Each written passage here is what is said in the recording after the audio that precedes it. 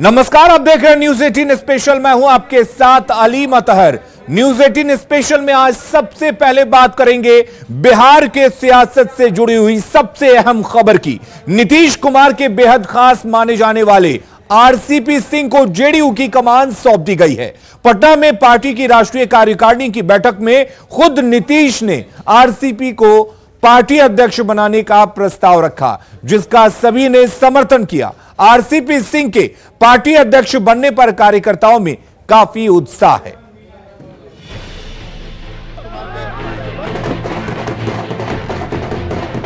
रामचंद्र प्रसाद सिंह, यही नाम है आरसीपी सिंह का, जो सियासत में अपने इसी शॉर्ट नेम से जाने जाते हैं। आरसीपी अब जेडीयू के नए बॉस बन चुके हैं।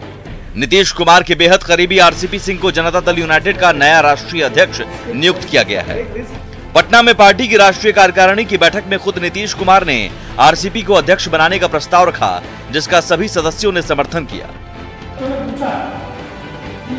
जेडीयू के राष्ट्रीय अध्यक्ष के पद से नीतीश कुमार ने इसके बाद इस्तीफा दिया और इस तरह आरसीपी को पार्टी का ताज सौंप दिया गया। कार्यकारिणी की बैठक में नीतीश ने कहा कि बिहार के मुख्यमंत्री और जेडीयू का राष्ट्रीय अध्यक्ष दोनों भूमिका उनके लिए एक साथ निभाना आसान नहीं हो पा रहा था।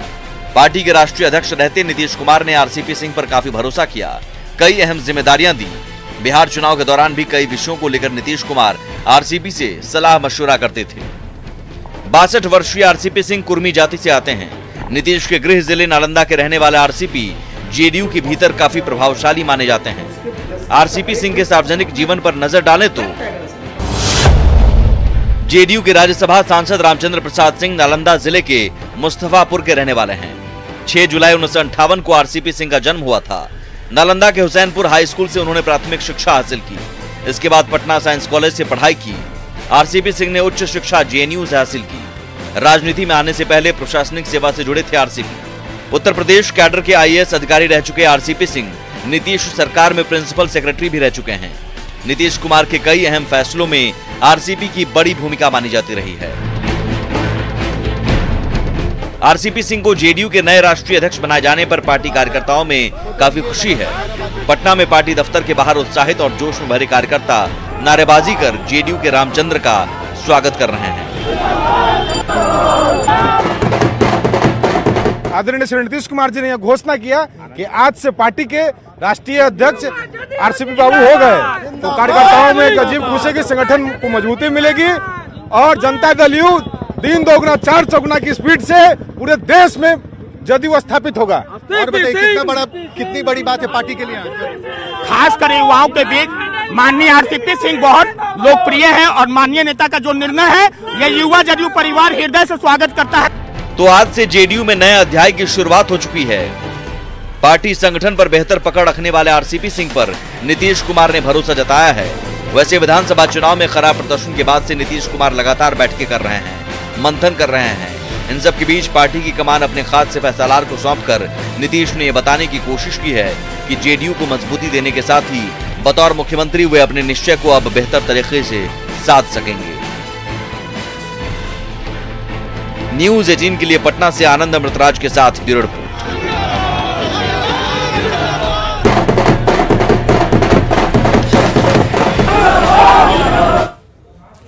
तो जेडीयू को नया राष्ट्रीय अध्यक्ष मिल गया है और इधर जेडीयू में बड़े बदलाव पर सियासत भी तेज हो गई है। बीजेपी ने जहां आरसीपी सिंह को जेडीयू अध्यक्ष बनने पर बधाई दी है, तो आरजेडी ने तंज कसते हुए कहा कि आरसीपी नीतीश की अनुकंपा पर राजनीति में टिके हैं। वहीं कांग्रेस कह रही है कि नीतीश कुमार के रहते कोई भी अध्यक्ष बने, पार्टी की सेहत सुधरने वाली नहीं है। आरसीपी जी बहुत ही वरिष्ठ कार्यकर्ता जदयू के रहे हैं और हम लोगों ने लगातार उनके साथ काम करने का भी सौभाग्य मिला है।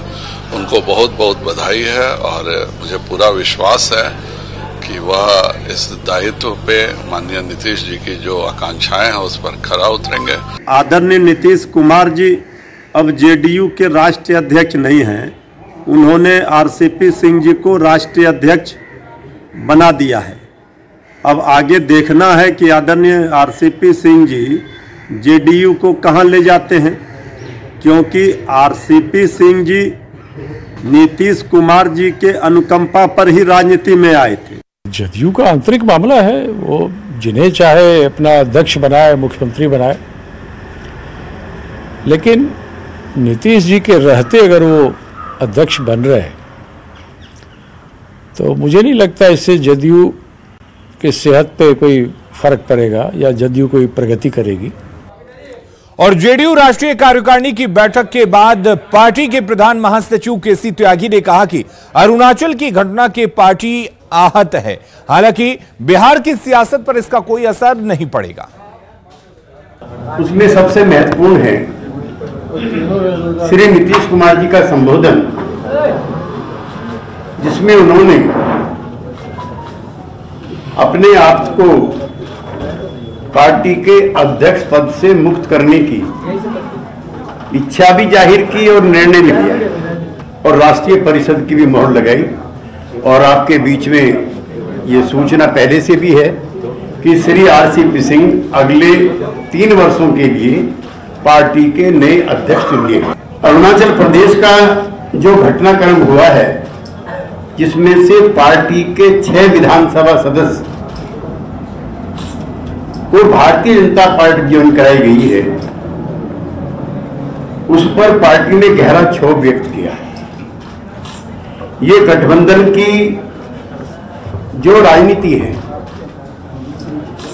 उसके लिए अच्छा साइन नहीं है। ये अफसोस है कि बजाय मंत्रिमंडल में शामिल करने के उन्होंने अपनी पार्टी में शामिल कर दिया। This is against the basic spirit of performing the धर्म ऑफ गठबंधन। ऐसा नहीं करना चाहिए। और अब अगली अहम खबर का रुख करते हैं। बिहार में जूनियर डॉक्टरों की हड़ताल का आज 5वां दिन है। ना तो जूनियर डॉक्टरों की हड़ताल खत्म हो रही है और ना पीएमसीएच पहुंचने वाले मरीजों की परेशानी कम हो रही है।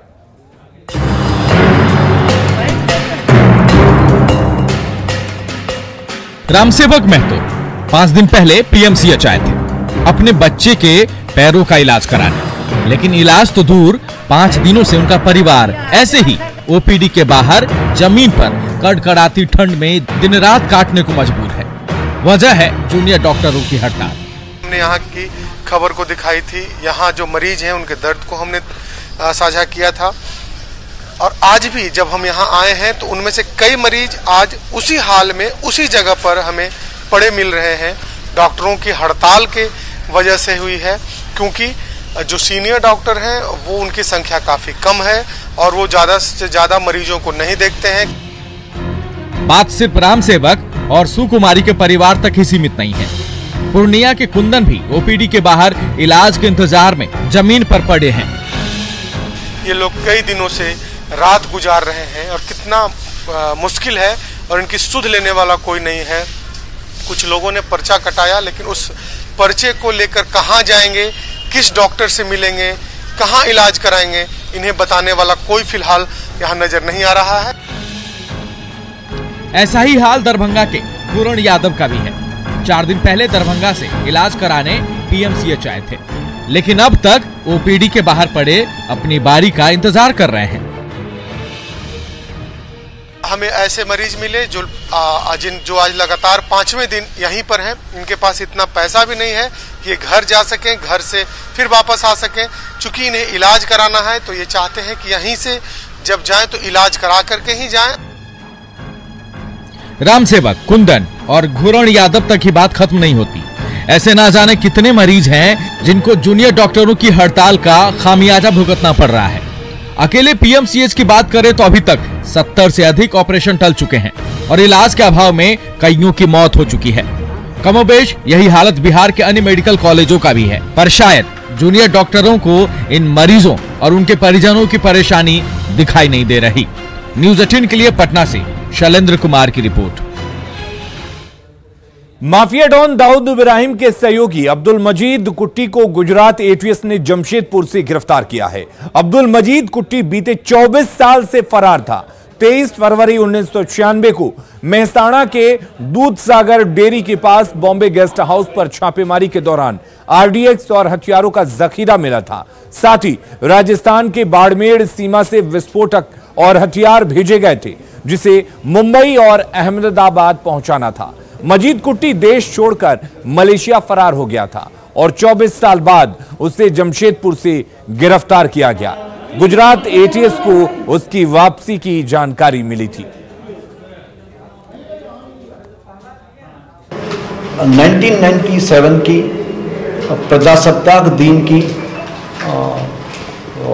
उसके वही दिन गुजरात और महाराष्ट्र में आतंकवादी कृत्य को अंजाम देने के लिए उस टाइम पाकिस्तान की एजेंसी द्वारा दाऊद इब्राहिम के जरिए गुजरात और महाराष्ट्र में टेररिस्ट कृत्य के लिए कुछ वेपन्स, आरडीएक्स और डिटोनेटर भेजे थे, जिसमें 125 पाकिस्तानी मेड पिस्टल्स और चाइनीज मेड थी पिस्टल्स थी।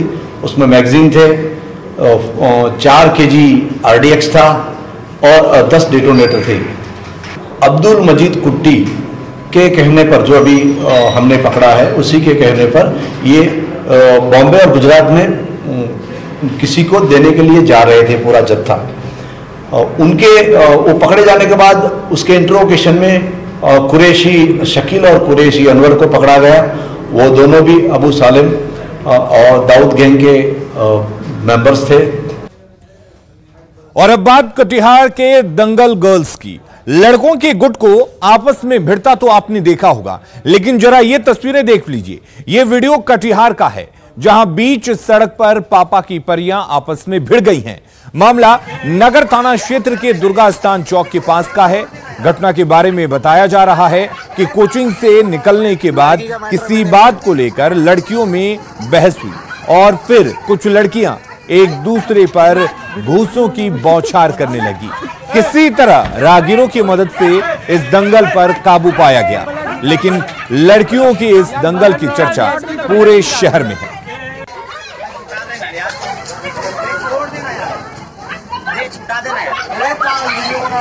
लड़की का मैटर मैंने पढ़ा।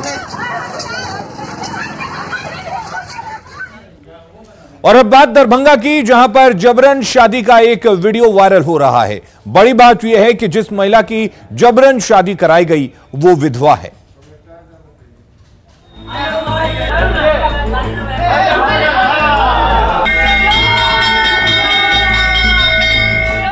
बिहार में पकड़ुआ विवाह कोई नई बात नहीं है, लेकिन दरभंगा में एक ऐसे पकड़ुआ विवाह का वीडियो वायरल है जिसको जानकर आप दंग रह जाएंगे। एक विधवा महिला की शादी जबरन उसके आधे उम्र के देवर से करा दी गई। चौंकिए मत, खुद तस्वीरें देख लीजिए।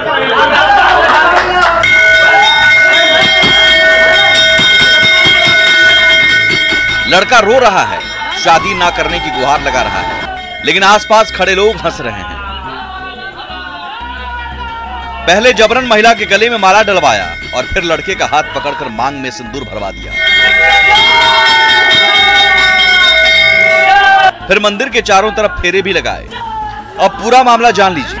वीडियो भरवाड़ा गांव का बताया जा रहा है। जिस महिला की शादी कराई गई वो विधवा है। पति की मौत के बाद महिला का ससुराल में ही किसी से प्रेम प्रसंग हो गया। खरपुरा गांव के लोगों ने महिला को उसके प्रेमी के साथ पकड़ लिया और फिर वापस उसके मायके भरवाड़ा भेज दिया। मायके वालों को जब जानकारी हुई तो विधवा के देवर को जबरन भरवाड़ा ले आए और फिर स्थानीय मंदिर में गांव वालों के सामने दोनों की शादी करा दी गई। इस दौरान दूल्हा बना युवक रोता रहा और लोगों से ऐसा नहीं करने की मिन्नतें करता रहा, लेकिन गांव वालों ने उसकी एक न सुनी और शादी संपन्न करा दी गई। सबसे बड़ी बात है कि युवक महिला से लगभग आधी उम्र का है। सवाल है कि गांव वालों को कानून हाथ में लेने का अधिकार है। महिला के केस में आखिर युवक की क्या गलती? जिससे संबंध था उससे क्यों नहीं कराई शादी? न्यूज़ 18 के लिए दरभंगा से विपिन की रिपोर्ट।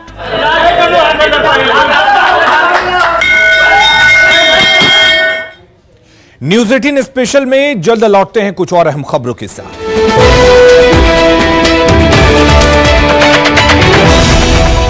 स्वागत है। अगली खबर का रुख करते हैं और बात करते हैं लखीसराय की, जहां पर नए साल के जश्न के लिए मंगाई गई 50 लाख रुपए मूल्य की विदेशी शराब को पुलिस ने जब्त किया है। बढ़ैया पुलिस ने दरियापुर गांव में छापेमारी की, जहां 2 घर में रखे 404 कार्टन विदेशी शराब को जब्त किया गया। जब्त शराब में महंगे ब्रांड की बोतल भी शामिल हैं।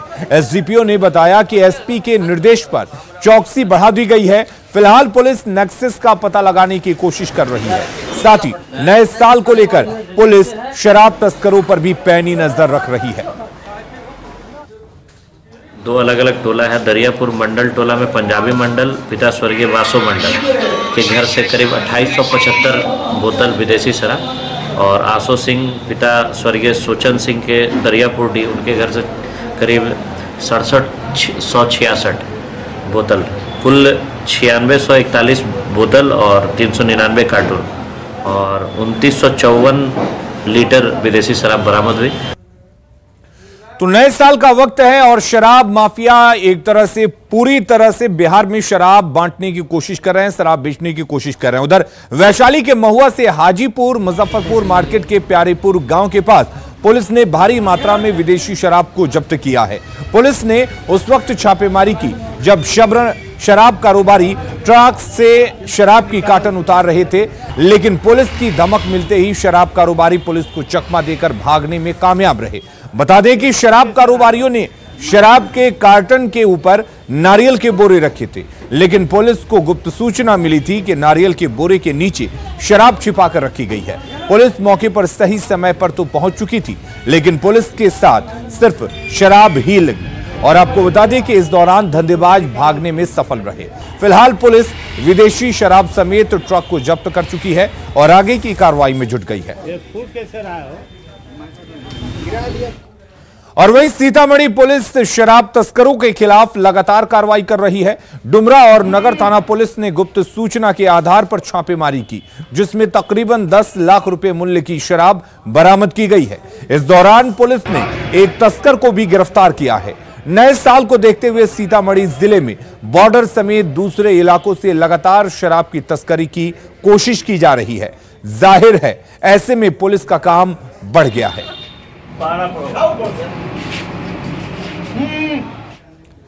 और अगली खबर मुजफ्फरपुर से है, जहां पर औराई के रामनगर में भीषण अगलगी में 8 घर जलकर राख हो गए। बताया जा रहा है कि खाना बनाने के दौरान पहले एक घर में आग लगी, लेकिन आग देखते ही देखते दूसरे घरों तक फैल गई और आग की लपटें इतनी तेज थी कि 8 घर उसकी चपेट में आ गए। अगलगी की इस घटना में करीब 25 लाख के नुकसान की आशंका जताई जा रही है। बाद में स्थानीय लोगों और फायर ब्रिगेड की सहारे आग पर काबू पाया गया।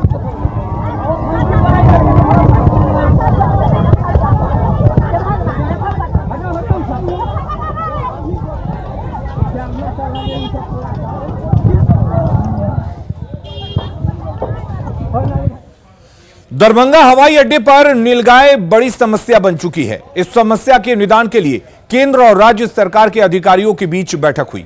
बैठक के बाद दरभंगा डीएम ने कहा कि वन विभाग की तरफ से जल्द नीलगायों को हटाया जाएगा। सुरक्षित उड़ान को लेकर फिलहाल दरभंगा एयरपोर्ट पर कुछ होमगार्ड्स को तैनात किया गया है।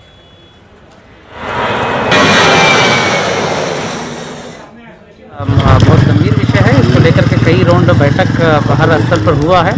केंद्र मंत्रालय के जॉइंट सेक्रेटरी के स्तर से भी रिसेंटली एक वीसी हुआ है। सो डीएफओ जिला के डीएफओ द्वारा विभाग में राज्य सरकार के विभाग में भेजी गई है। इस पर जल्दी फैसले होने वाला है और हम लोग उसको ट्रैंकुलाइज करके नीलगायों को दूसरे जगह ट्रांसलोकेट करने का कार्रवाई जल्द से जल्द करेंगे। और न्यूज 18 स्पेशल में फिलहाल के लिए इतना ही, लेकिन खबरों का सिलसिला लगातार जारी रहेगा। आप बने रहिए न्यूज 18 बिहार झारखंड के साथ।